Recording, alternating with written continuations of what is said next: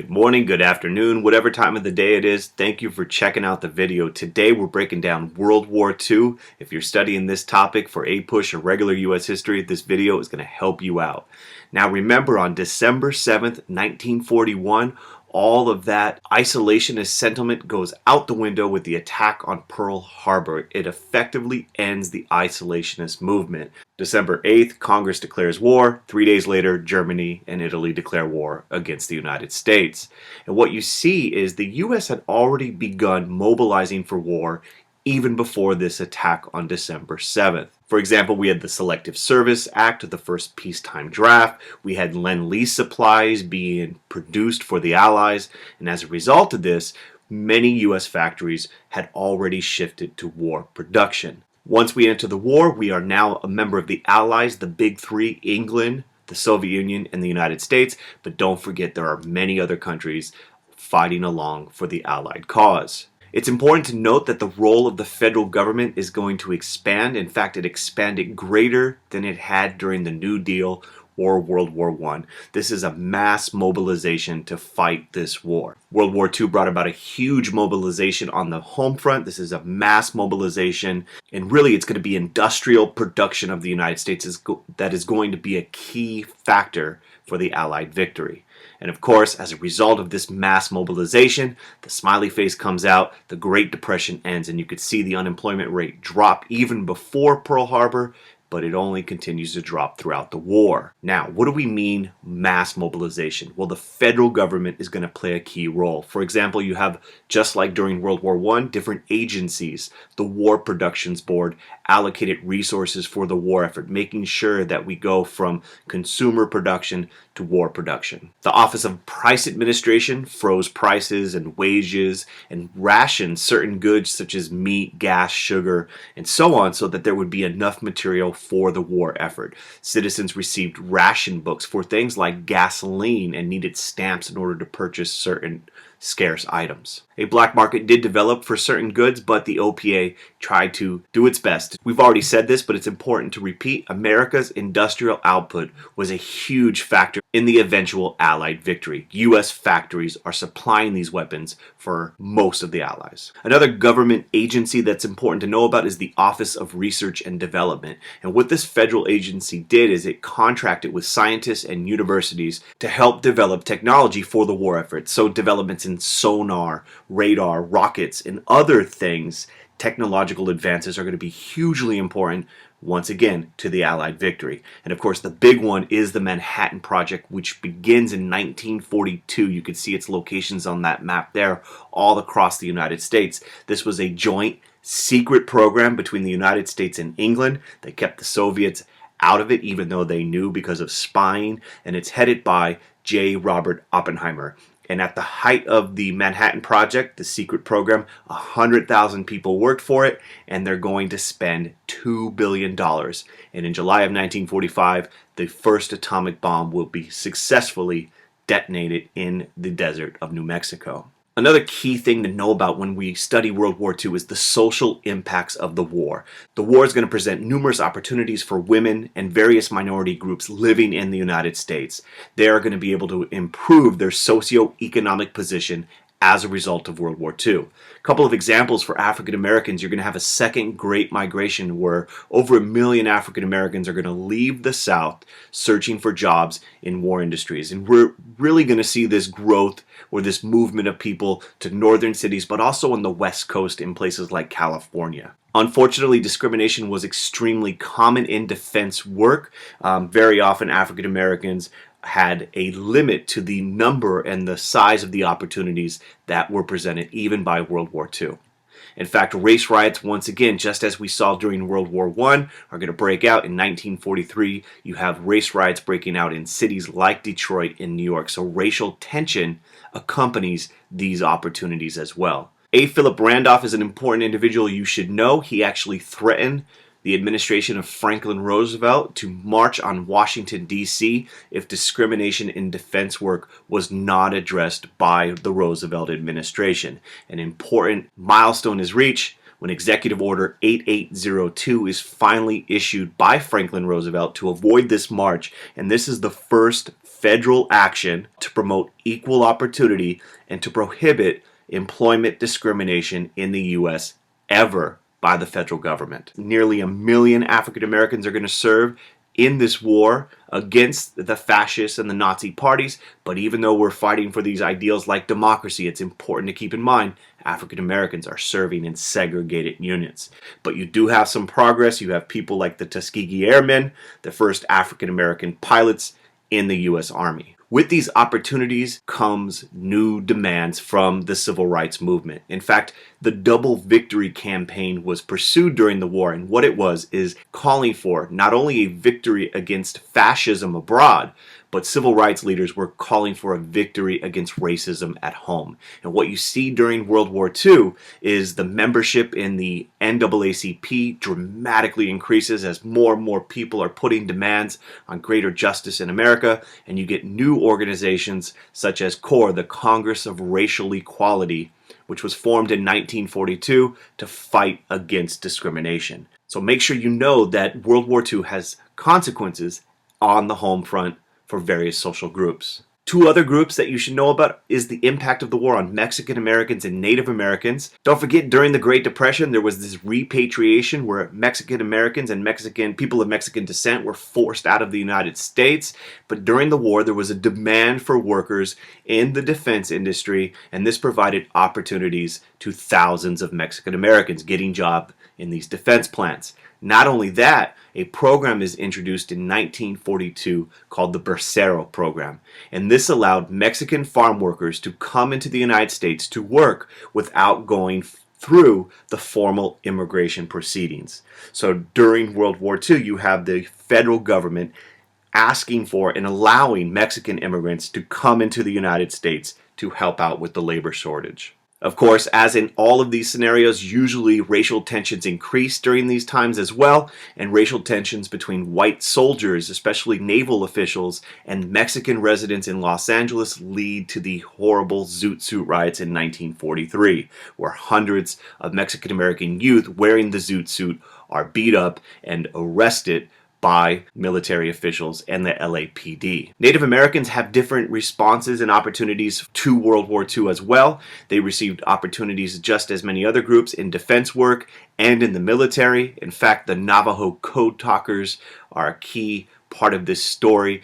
They are Navajo Native American men who volunteer serving their country, the United States, and they use their native Navajo language to communicate in the war against Japan, and they use these Navajo words to help out communication during the war against Japan and play a very important role in the fighting. And one of the things that happens with Native Americans is after the war is over, a lot of the Native people who left the reservation to work in war industries or to fight, about half will not return to life on the reservation. And finally, you also have social and demographic changes besides ethnic and racial. And one important one to know about is the role of women during World War II. Over 200,000 women served in the military in non-combat roles, but they're serving nonetheless in the U.S. Armed Forces. They were not allowed to serve in combat during the war.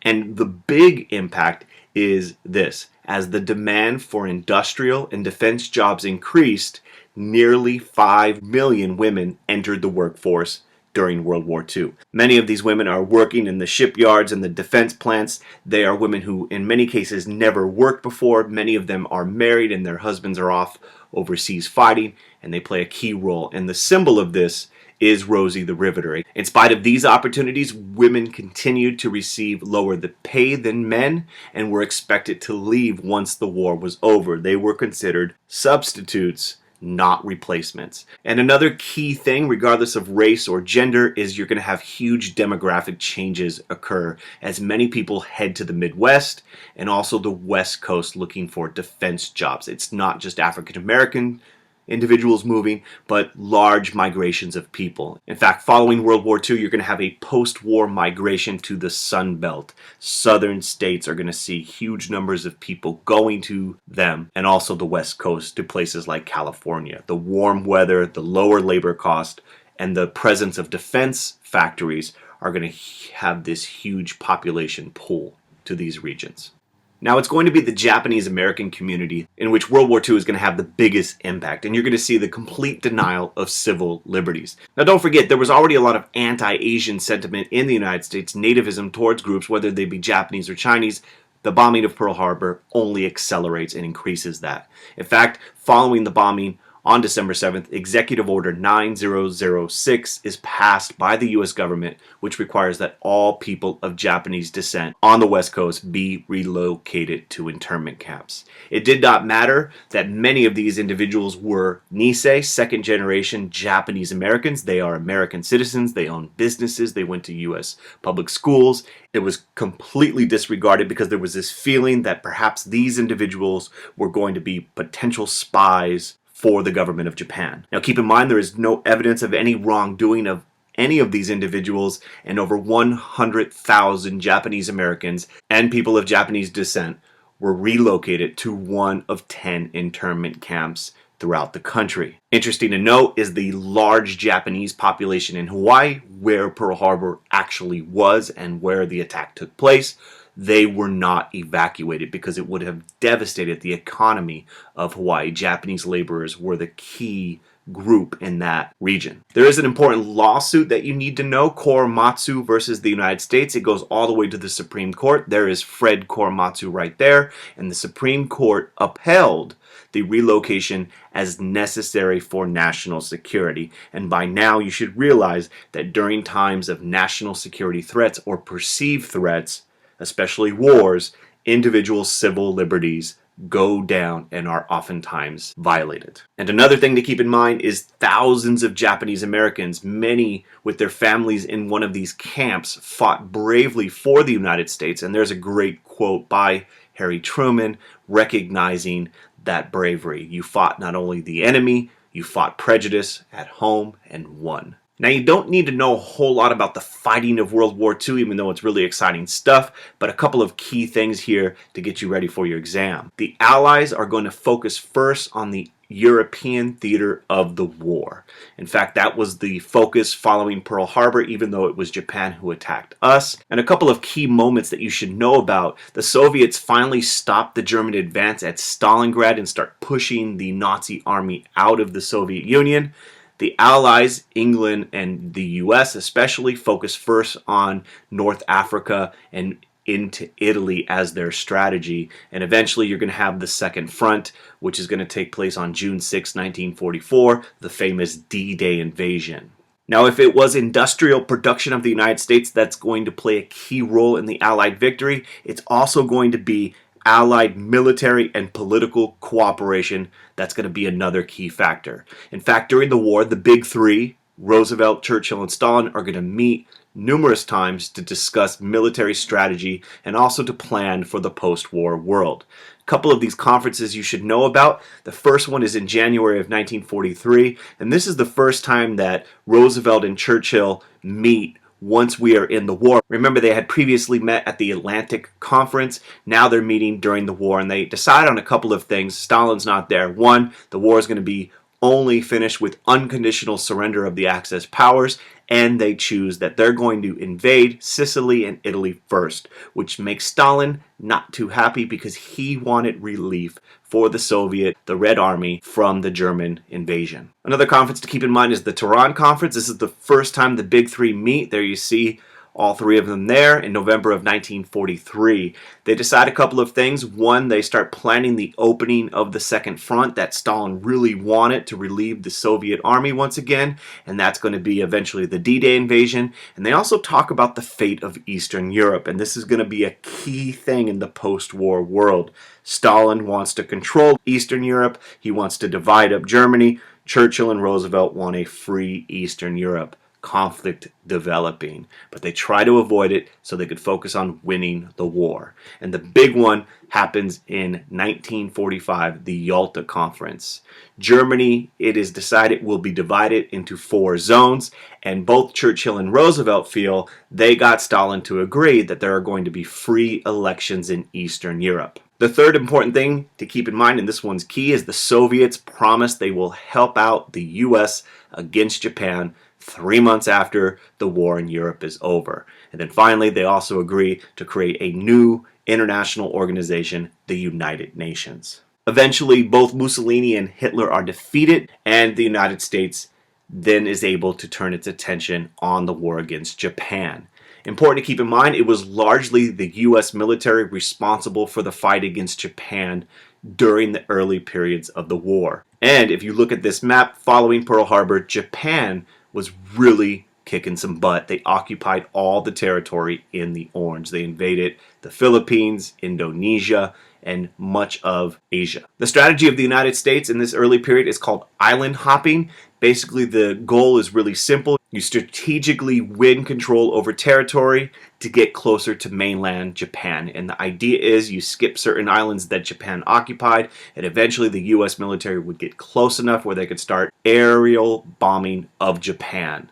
In July of 1945, at the Potsdam Conference, you have another meeting. By this point, the war in Europe is over. Roosevelt has unfortunately passed away, and Truman, the new president, is meeting with Joseph Stalin, and they agree on one very important thing that you need to know about. They said, Japan, you need to surrender unconditionally or you will be destroyed. While at the Potsdam Conference, Truman is informed that the Manhattan Project had successfully detonated the first atomic bomb, and on August 6, 1945, the first atomic bomb dropped on the Japanese city of Hiroshima.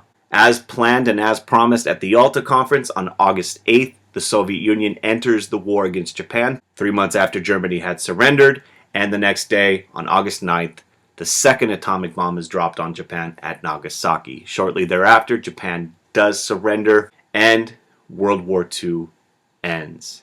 The dropping of these two atomic bombs is not without controversy, and it's important you understand the different arguments for and against the dropping of the bombs. But key idea here, following World War II, the U.S. will be the dominant political and military country in the world. Although we were isolationists when World War II began, at the end of World War II, the United States is going to play a key role in the international community. That's going to do it for today. If you haven't done so already, make sure you subscribe. If the video helped you out, click like and tell all your classmates. There I am in Nagasaki taking a look at a full-size model of the atomic bomb that was dropped on the city of Nagasaki. And as you can see, next to my 6'5" self, it is quite a large bomb. Until next time, thank you for watching. Have a beautiful day. Peace.